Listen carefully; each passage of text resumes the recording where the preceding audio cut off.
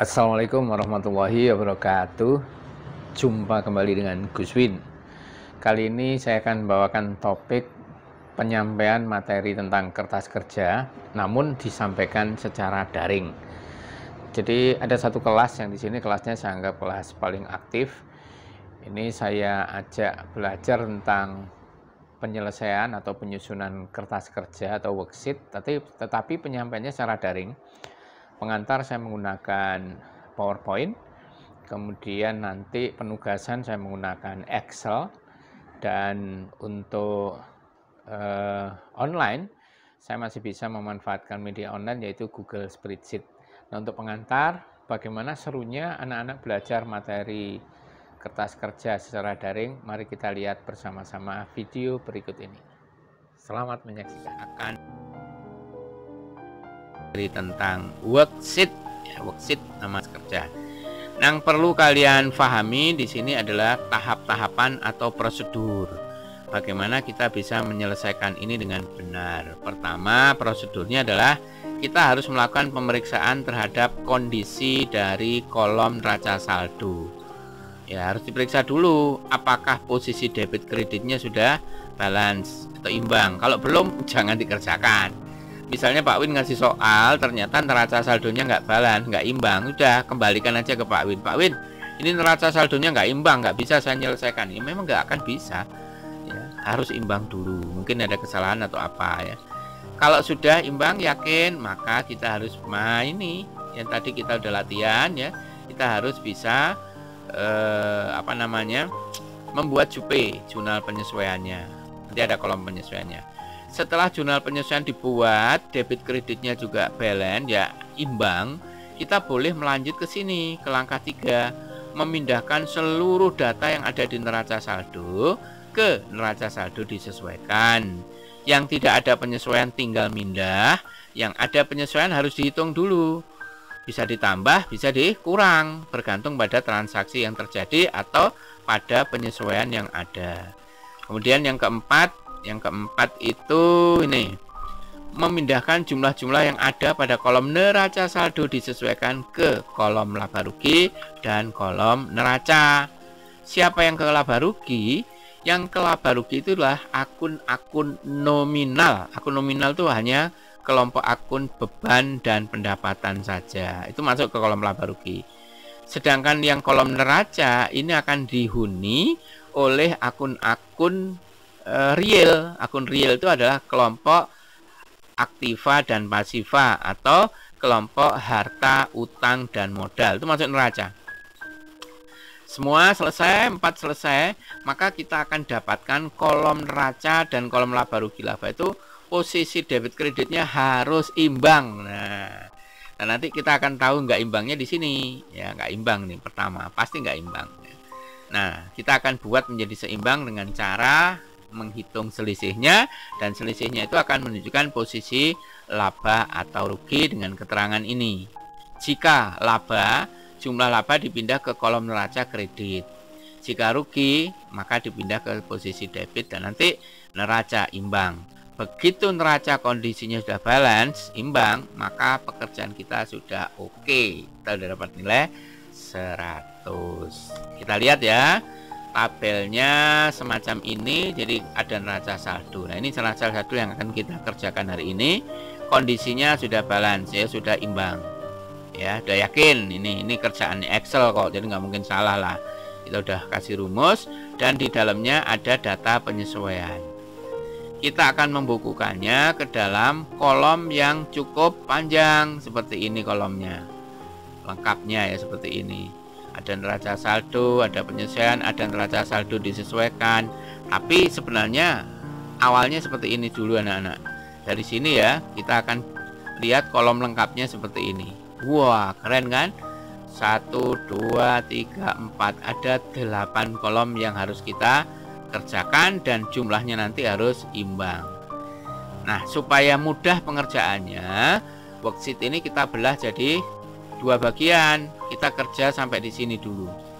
Ya, 4 kolom ini dulu yang kita fokus, nanti baru ke sini supaya halaman ini muat. Kalau langsung ke sini terlalu kecil. Oleh sebab itu kita potong menjadi separuh seperti ini. Oke, siap ya. Baik, siap-siap. Fokus. Data penyesuaiannya ada sebanyak 6 saja. Jadi kita hanya nggarap 6 saja. 6 penyesuaian selesai. Kita mulai dari nomor 1. Nanti kalau misalnya akun di sini belum ada, belum tercantum akun dari penyesuaian yang kita buat belum ada, maka kita wajib membuatkan di bawahnya. Itu ya. Baik, mulai nomor 1. Sampai akhir tahun perlengkapan masih tersisa sekian. Siapa yang mau jawab? Silahkan, Cynthia lagi. Debitnya apa, Cynthia? 568 ya Pak, saya nggak kelihatan. Apa? Angkanya? Yang perlengkapan. Oh, sebentar, saya bantu zoom in dulu ya. Ya, perlengkapan nilainya 568.000 dan dikatakan masih tersisa 300.000. Debitnya apa, kreditnya apa? Debitnya Perlengkapan berapa? 268.000. Iya, terus kreditnya? Perlengkapan 268.000. Oke, kita sembunyikan dulu ini ya. Kita sembunyikan dulu. Di sini yang sudah ada akunnya kan perlengkapan. Kita cari-cari di sini nggak nemukan kita yang namanya beban perlengkapan. Maka kita akan buat satu akun baru, namanya adalah beban perlengkapan. Sudah ya, kita catat di posisi debit. Yang kredit apa tadi? Yang kredit taruh di sini, perlengkapan dengan nilai yang sama. Kita nggak perlu nulis kalimat jupenya lagi, cukup angkanya. Jadi kata-katanya ada di benak kita, langsung tertuang kepada akun-akun yang ada di sini. Jika sudah ada, jika belum kita buat di bawahnya. Sip, lanjut. Yang kedua. Maisaroh, wah sudah ngerekam Maisaroh. Oke, silakan Maisaroh yang kedua.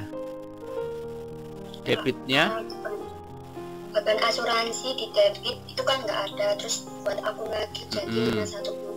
Beban asuransi di sisi debit 400. Terus asuransi dibayar di muka di sisi kredit 400. 400-nya dari mana Maisaroh? Itu Pak, 2/12 8/12 dikali 600. Oke, ini saya zoom in ya. Di sini kan ada asuransi dibayar di muka posisi debit, berarti nanti dia akan dikredit 600 ini untuk 1 tahun. Di sini ada keterangan ya, ada keterangan di sini. Oke, kita coba cek. Nanti anak-anak kalau pakai Excel nomornya dikosongi aja di sini nggak apa-apa ya, karena mungkin nggak hafal. Langsung yang penting di sini diisi. Ada akun baru namanya adalah beban asuransi ya, beban asuransi dengan debit 400. Kreditnya di sini asuransi dibayar di muka. Pinter Maisaroh. Yang ketiga, peralatan reparasi disusut 10% tiap tahun. Nah tadi sudah. Oke, kannya Nggak tahu ya Pak, tapi dicoba dulu lah. beban penyusutan di debit 3 juta. Stop. Beban penyusutan apa? Beban penyusutan peralatan Debit berapa? 3 juta. Terus? Akumulasi penyusutan peralatan 3 juta. Oke, yang sudah ada akunnya apa? Yang sudah ada akunnya. Akumulasi. Yang belum ada beban kan ya? Maka kita akan buatkan sini. Beban penyusutan peralatan debit. Kreditnya di sini akumulasi penyusutan peralatan. Oke, pintar. Lanjut yang keempat. Nah, tinggal 3 kan. Beban sewa ruang dibayar pada September. Nah, di sini yang ada apa? Sewa ya. Ada nggak di sini beban sewa? Nggak ada. Yang ada adalah mana ada beban sewa di sini? Siapa itu? Maaf Pak, terlambat. Telat kan selak perang. Kita ulangi dulu, kita cari ya beban sewa ya. Peralatan reparasi akumulasi beban sewa. Mana beban sewa? Ada nggak di sini? 502 Pak. 502. Oh iya kelewatan. Pak Win nggak ketor ya. Sudah ada di sini beban sewa. Mencatat 1.200.000. Nah, di sini ada keterangan. Angka 1.200.000 itu akan dipakai untuk 1 tahun ini ya, 1 tahun. Dibayarnya September. Berarti beban sewa ini nanti harus dikredit kan posisinya debit toh. dia harus dikredit. Dikredit berapa? Nah, silakan dijawab. Ya, siapa yang menjawab?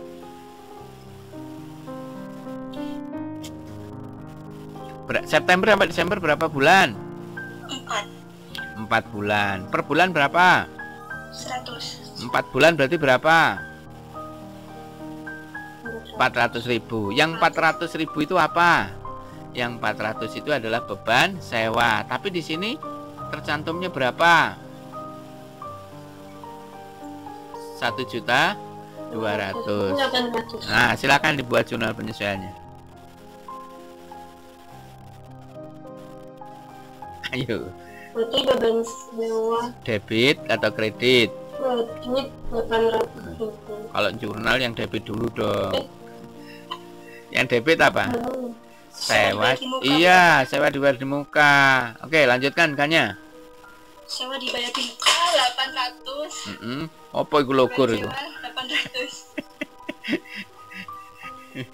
Kita punya akun baru namanya sewa dibayar di muka 800, ya kan? Kemudian beban sewanya juga sama 800. Sip. Tinggal 2. Pada akhir tahun terdapat informasi bahwa perusahaan belum bayar pajak. Waduh, di utang gitu. Ada nggak akun-akunnya gitu ya? Berarti kita punya utang apa ini? Utang beban pajak. Berarti ada 2 akun yang harus dicatat di situ kan? Beban pajak dan utang pajak. Ada nggak di sini akun-akun itu? Beban pajak. Belum ada ya? Bunyi jurnalnya di mana? Debit apa? Ya, ini. Oke, silakan Maisaro. Debitnya itu buat akun lagi Pak. Dengan masa tuhan beban pajak di sisi debit 240. Terus itu kan utang beban pajak kan. Iya. Terus ada bukunya jadi buat akun lagi. Oke, sip, betul. Jadi ada akun baru karena belum ada ya. Karena belum ada ya kita buat baru. Debit beban pajak, kreditnya adalah utang beban pajak. Oke, sip. Kurang 1 di sini masih terdapat beban gaji. Gampang ini udah berapa kali. Oke, silakan Nabila. Debit gaji karyawan 1.204.000. Angkanya salah. Angkanya salah. Angkanya. Ini. Betul Pak, 100.000. Iya, kan kalau kasus yang itu kan harus yang ada di sini. Diulang Nabila. Debit gaji karyawan 100.000. Kredit beban gaji karyawan. Kok sama nama akunnya? Tadi Yang debit apa? gaji karyawan. Iya, di sini ada belum di sini? Ini ada ini. Iya Pak. Nah, pasangannya apa? Kalau belum dibayar namanya apa Nabila? Utang. Iya, ayo diulangi. Debit beban gaji karyawan 100.000. iya, kredit Utang apa Pak? utang gaji. Utang. Iya kan? Iya, kan belum ada. Berarti utang gaji karyawan 100.000. iya, berarti yang debit tinggal ini sudah ada akun kok, ya kan? Kemudian yang kredit buat baru kalau belum ada. Selesai sudah. Sekarang kalau kita cek di sini, kalau kita cek jumlahnya sudah imbang karena kita masangnya berpasangan debit kredit, ya kan? Nah, sampai di sini sudah jelas ya. Jadi yang diisi di kolom penyesuaian hanya yang memang ada data penyesuaian. Yang nggak ada penyesuaian ya lewati aja. Kita nggak boleh ngarang-ngarang. Selesai. Karena ini kondisinya sudah balance, sudah imbang, maka kita akan memindahkan seluruh data di neraca saldo ini ke neraca saldo disesuaikan. Yang tidak ada penyesuaian seperti kas ini langsung pindahkan ke sini. Karena nggak ada penyesuaian. Piutang ini kan juga nggak ada penyesuaian.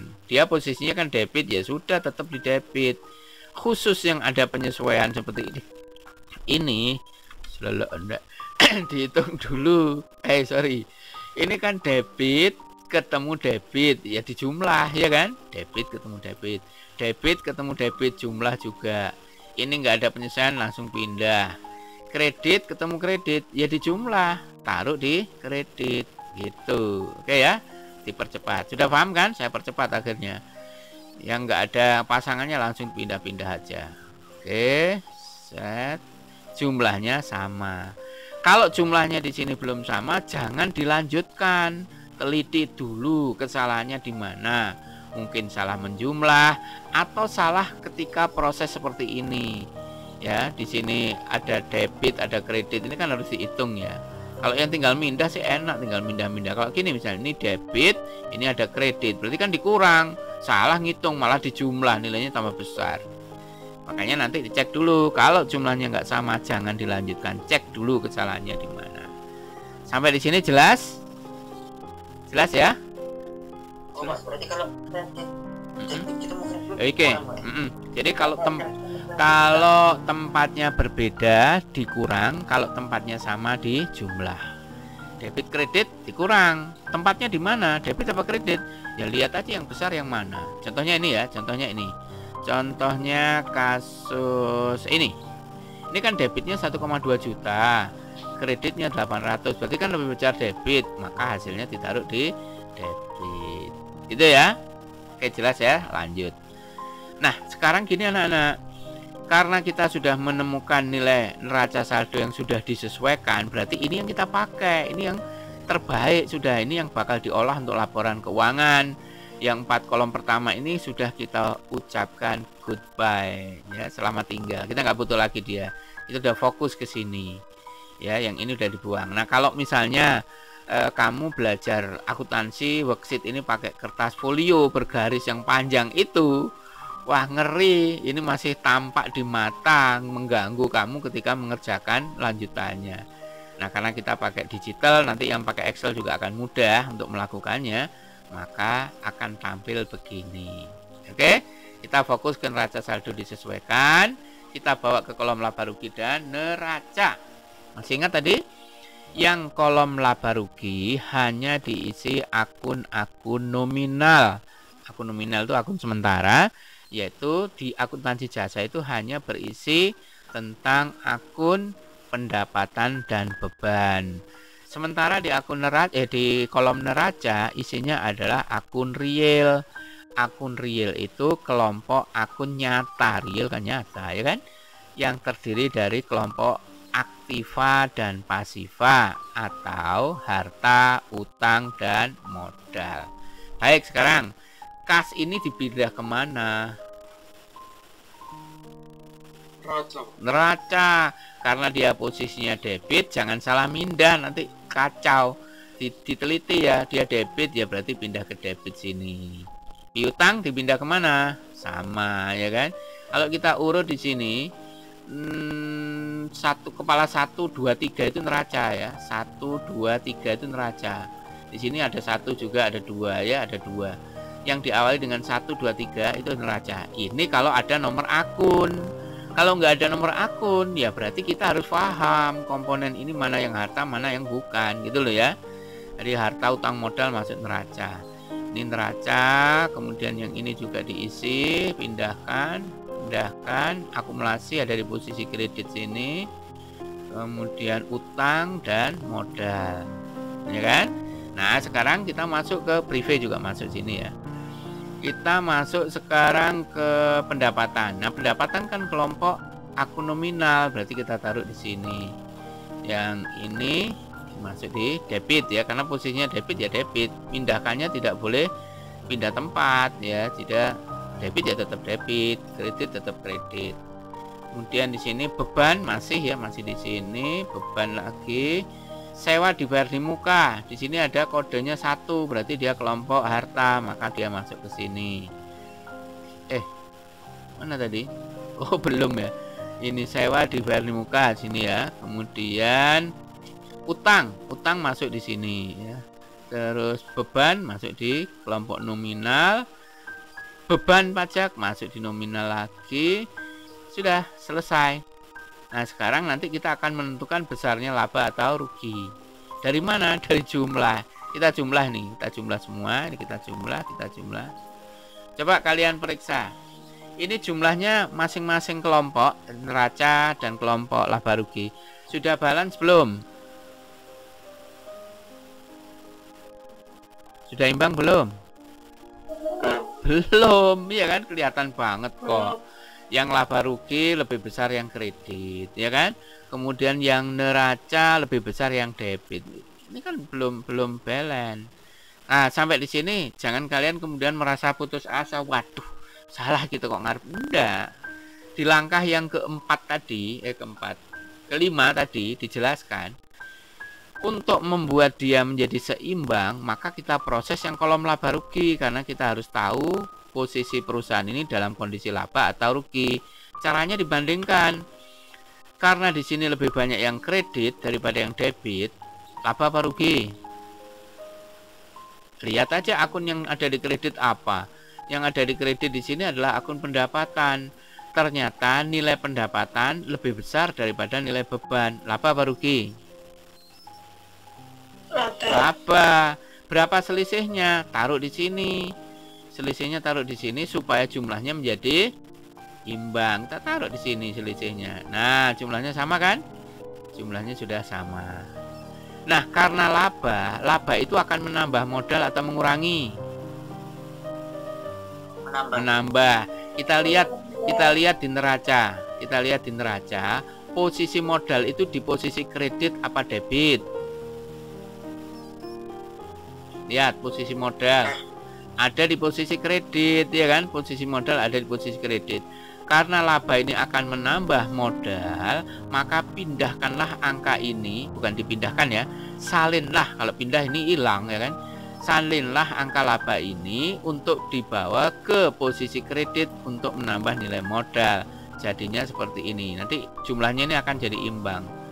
Kita pindah ke situ, kita salin, imbang. Selesai sudah. Pekerjaan kita sudah selesai sampai di sini. Untuk kertas kerja, nilainya udah 100. Nanti kalau pakai Excel langsung muncul nilainya 100. Nah, kalau ini sudah selesai, kita bisa nyusun laporan keuangan. Kita bisa ngitung laba rugi, nanti ketemu labanya pasti sekian. Kita bisa nyusun laporan perubahan modal dengan rumus modal awal ditambah laba dikurangi prive.